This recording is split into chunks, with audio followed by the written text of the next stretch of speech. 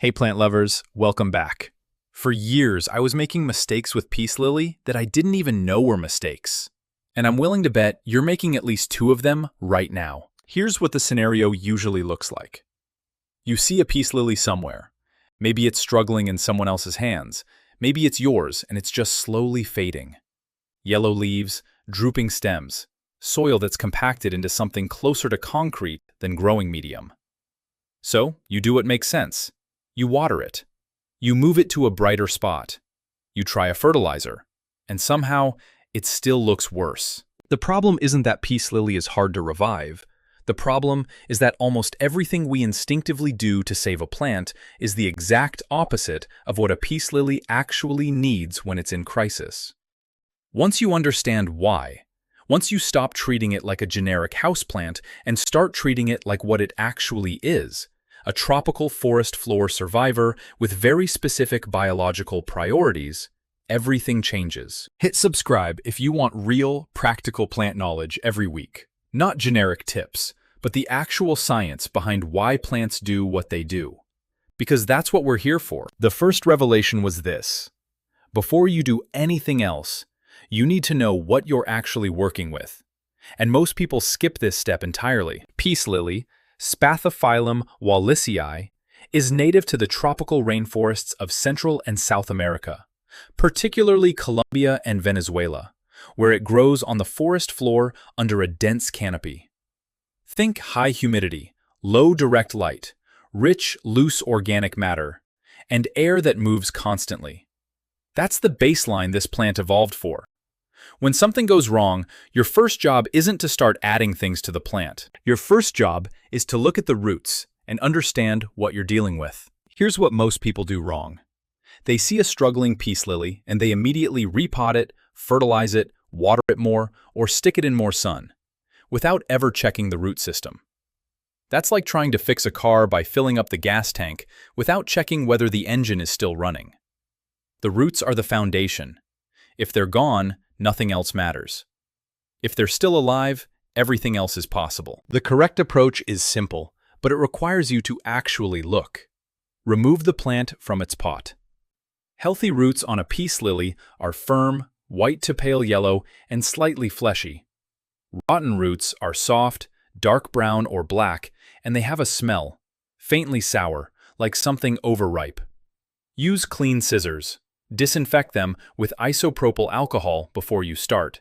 You can find it at any Walgreens or CVS for under $2. And cut away everything that is soft, dark, or foul-smelling. Don't be timid about this. Rotten roots are not resting. They are actively spreading fungal and bacterial infection to whatever is still healthy. Cut them off entirely. After pruning, rinse the root system gently under cool running water. Use your fingers to separate any roots that are matted together. You're looking for hidden damage, and you're also rinsing off old soil pathogens that could reinfect new growth. Then set the plant in a warm spot and let it air dry for about 10 to 15 minutes before you do anything else. What changes when you do this correctly? You'll see within 2 weeks. New white root tips will begin emerging from the trimmed ends. That's the plant redirecting its energy from defending damaged tissue to generating new growth.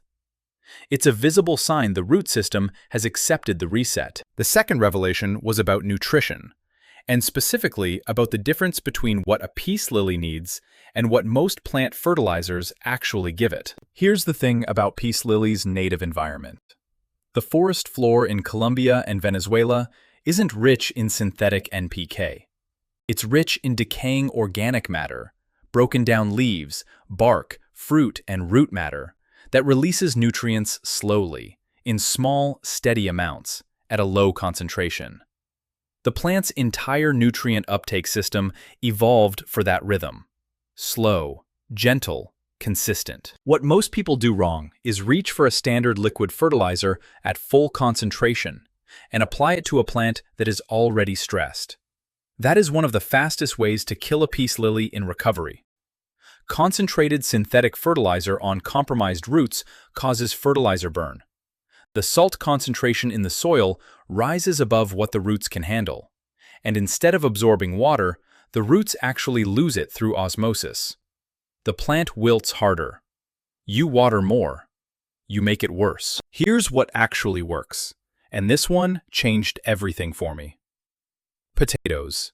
Specifically, potato peels. Potato skin contains potassium, phosphorus, calcium, and trace B vitamins in a form that's naturally chelated, meaning the nutrients are bound to organic compounds that make them gentle and bioavailable, not harsh.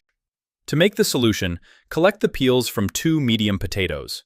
Rinse them clean under cold water, add them to a pot with about 2 cups of clean water, and simmer for 15 minutes. Don't boil hard, simmer gently. This does 2 things. It extracts the soluble minerals and it breaks down the starch, because raw starch in soil creates conditions that bacteria love. After 15 minutes, strain out the solids and let the liquid cool completely before you use it. Separately, rice water works on the same principle. Add 2 tablespoons of rice flour, or the cloudy water left after rinsing uncooked rice, to a cup of warm water. Stir, and let it sit for 10 minutes, then strain. Rice water provides B vitamins and a gentle carbohydrate source that supports beneficial soil microbes. Combine the cooled potato solution and the rice water, then dilute the whole mixture with another liter of clean, room-temperature water. You now have a dilute, organic nutrient solution that mimics the slow-release profile the plant evolved for. Use it to soak the cleaned roots for 15 minutes before replanting. You'll notice the roots look slightly plumper after the soak. That's early hydration and mineral uptake beginning. The remaining solution can be poured into a spray bottle and misted onto leaves, which will help clean the surface and allow a small amount of foliar nutrient absorption. Within 3 to 4 weeks, the leaf color will shift noticeably. A dull yellowish green that tells you a plant is nutrient depleted will give way to a deeper, more saturated green. That's the plant building chlorophyll again. That's how you know it worked. Here's the one that changed everything for me, and it's about soil. And it's almost certainly not what you've heard before. Most peace lily care guides will tell you to use a standard potting mix. And standard potting mix, at most Home Depots or Lowe's across the country, is peat or cocoa-based, reasonably draining, fine for a lot of plants. But here's the problem for a peace lily in recovery. Standard potting mix compacts. Over weeks and months, the structure breaks down, the pores close, and what was once airy and loose becomes dense and waterlogged. In that environment, peace lily roots suffocate. That's often how the damage started in the first place. What most people do wrong is replant a struggling peace lily right back into the same type of dense, heavily organic soil it was already struggling in. Same environment, same outcome. The correct approach is to build a mix that mimics the loose, friable forest floor substrate the plant actually came from. A ratio that works consistently: 50% standard potting soil and 50% coconut coir. Coconut coir, available at virtually any garden center, including Home Depot and Walmart, usually in compressed bricks you rehydrate at home, holds moisture without compacting. It keeps the medium airy and structured even after months of watering. The result is a soil that drains freely, but retains enough moisture that you're not watering every 2 days. When you replant, lay a thin base layer of this mix in the pot. Center the plant so the base of the stem sits at roughly the same depth it did before, and fill in around the roots without pressing hard. Firm soil is the enemy here. The roots need to find their own way through loose material, and if you pack it tight, you're recreating the conditions that caused the damage. What changes when you do this correctly? The first watering will drain freely within 30 seconds of hitting the surface. That's the visual confirmation that the mix is right.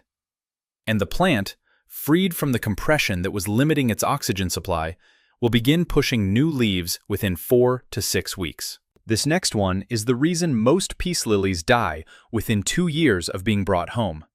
And it has almost nothing to do with water or fertilizer. It's light.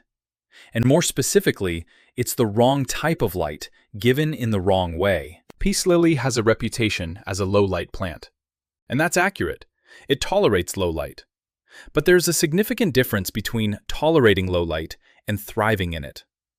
In its native rainforest habitat, this plant sits under a canopy, but that canopy filters light. It doesn't eliminate it. What the peace lily evolved for is bright, indirect, diffused light for most of the day. Think the kind of light you'd find 10 feet back from a window, or next to a window that faces east and catches morning sun without direct afternoon glare. What most people do wrong is shove the peace lily into a dim corner because they read somewhere that it's a low-light plant, and then wonder why it stops growing, why the leaves go pale, why it never flowers. The plant is surviving, not thriving. There's a real difference. The correct approach for most American homes is placement near an east-facing or north-facing window, close enough that the plant receives several hours of bright ambient light each day, without ever getting direct midday or afternoon sun on its leaves. East-facing windows in the U.S. give you that ideal soft morning light. Gentle, energizing, not scorching. In apartments in cities like Chicago, Seattle, or Boston, where natural light can be limited, a full-spectrum grow light on a timer for 10 to 12 hours a day is a perfectly valid substitute. Look for LEDs rated at 3000 Kelvin to 4000 Kelvin, available at Amazon or any hydroponic supply store. What changes when you get this right is striking. Within 6 to 8 weeks, you'll see the existing leaves deepen in color and strengthen. They'll hold themselves more upright instead of that characteristic drooping.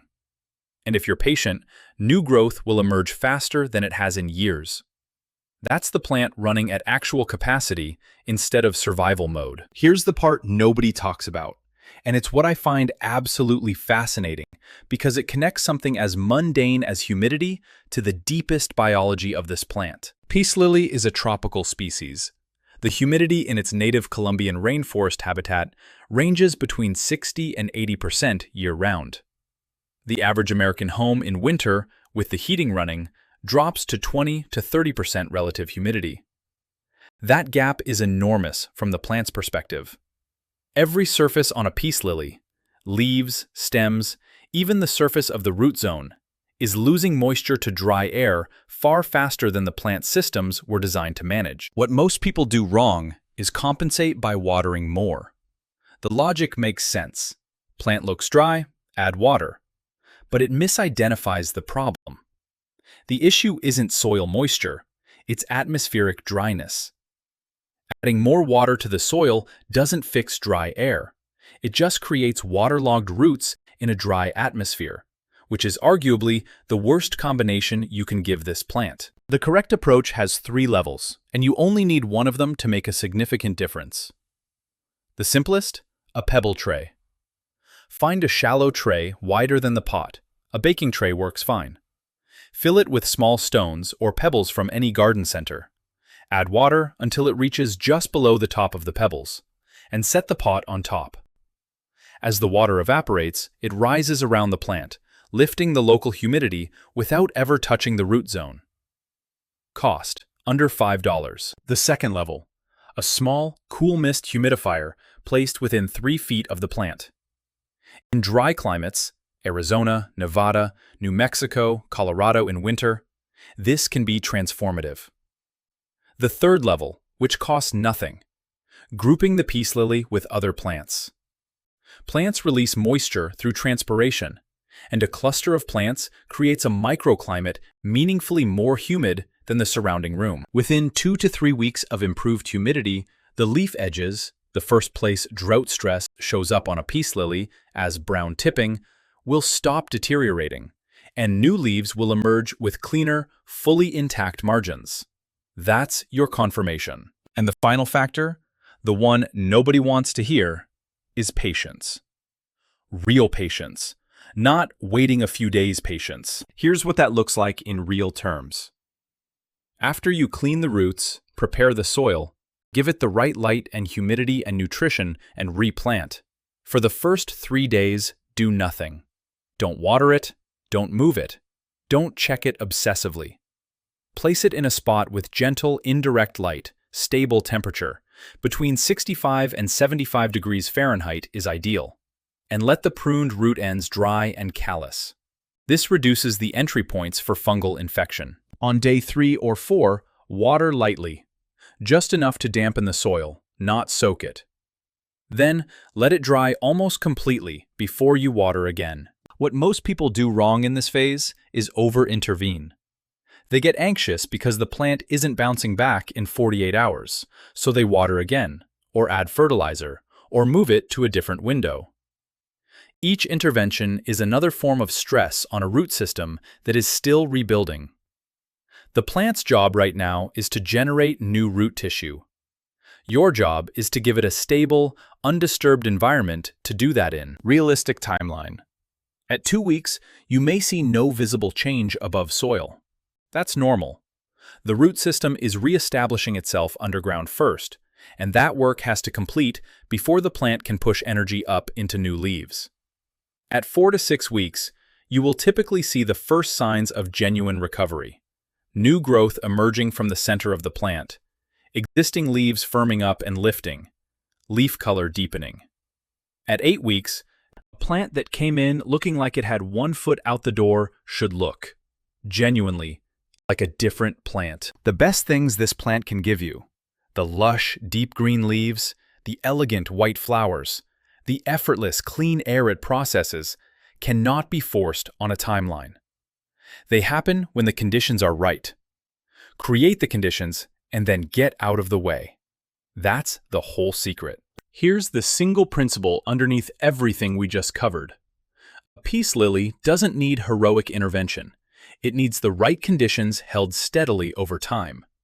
Not more water, not stronger fertilizer, not a brighter spot. The right conditions. Loose, airy soil. Dilute organic nutrition. Indirect but real light. Adequate humidity. And the patience to let the root system do its rebuilding work underground before you see anything above the surface. Since I understood this, my peace lily has never looked better. And honestly, the plant that looked like it was finished, the one with the yellowed leaves and the collapsed stems and the hardened soil, that one is now producing new leaves and preparing to flower. That's what happens when you stop fighting the plant's biology and start working with it. Tell me in the comments, what's been your biggest struggle with peace lily? I want to hear it.